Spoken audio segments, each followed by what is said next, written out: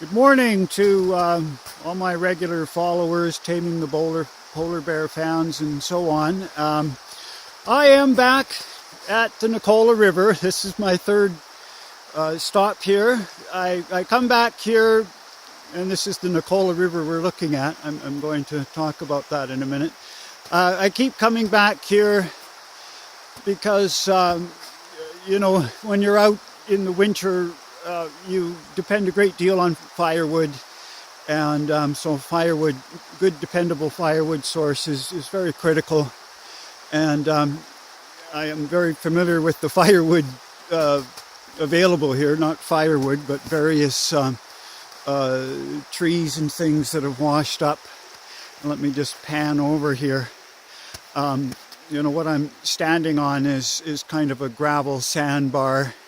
There's some small trees and things, but where I'm standing is often in flood, and when the flood waters recede, it leaves a lot of trees and various things. Through the summer, those dry out. They make excellent cured firewood, and it's just not something you take for granted when you go. I mean, this seems odd. We're surrounded by forest. But you don't want to be cutting down live trees, very much frowned upon. So what you have to depend on is deadfall or driftwood. And you can't take for granted that that's going to be available at any given campsite. Many people use the outdoors, many people burn firewood. The good stuff disappears. And there's just many places that I know I go to, there's just no really good wood available, or there's wood there, but it's maybe half rotten, or it's waterlogged. And again, when you're out here, and I'm going to pan around here now. When you're out here, this is it. You don't flick a switch and there's the heat and stuff. So a source of firewood, a good dependable source of clean, hot burning firewood is really essential.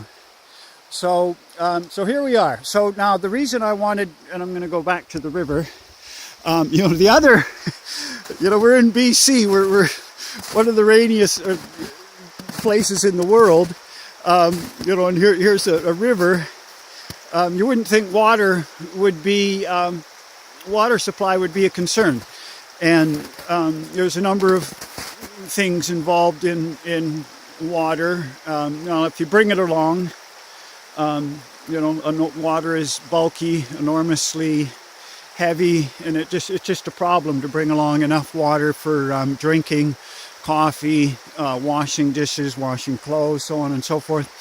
Now, there's, despite what you see here, the snow in the upper watershed of this river, there's been considerable amount of rain recently, and that has turned the river kind of a murky brown. Lots of it runs a little bit cleaner here, but lots of silty sediment, which renders it even not very usable for even washing dishes and things, and clothes and whatnot. So you know what, that's okay, because if you look around here, there's snow everywhere, and we're going to walk back up to my site here.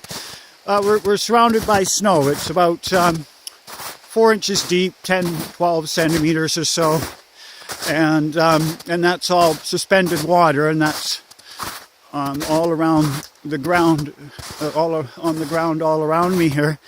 And my big part of my message is, when you're living off the grid outdoors, you're going to have a variety of conditions. You're not always going to have things the way you want. So it's critical that you learn to take advantage of whatever nature has given to you. So today we're going to look at, I'm melting snow for water. The snow is pure. It falls out of the sky. There's very minimal air pollution here, almost negligible. This area is not very active. There's you can see a few tire tracks there. But it's not hard. And I'll get in a little closer here to where I'm digging up some snow here. It's not hard to find some very nice pure snow, and that's going to be very nice clean water for drinking and for any kind of use. So the problem is, of course, it's frozen. So hence we have to build a fire, and here's my nice hot fire there, and we have to melt snow water. Now I had some on the go here already. Now when I did this batch with the water you see inside is melted snow. I did that last night when I arrived, and I find it's easier to start with some water and then add snow to that. So we're going to go ahead and do that, and I'm going to take off my glove here so I don't get it wet. And I'll just go ahead.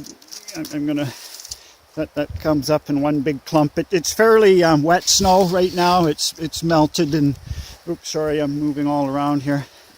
But yeah, you can see that melted instantly. So once you start with some hot water, the original snow I melted was a very long, slow process. But if you start with water, it goes very quick. And I'll just slow another part of the process here. So I take my bucket. I like galvanized buckets better than plastic ones.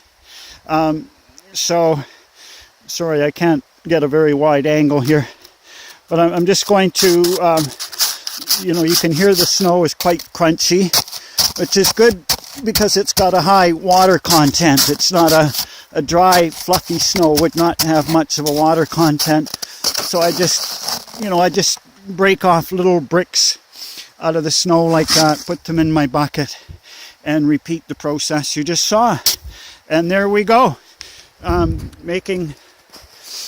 creating a fresh, clean, potable water supply off the grid with what we have available. And I'll just leave you with our foggy, cloudy sky this morning. Over and out. Bye now.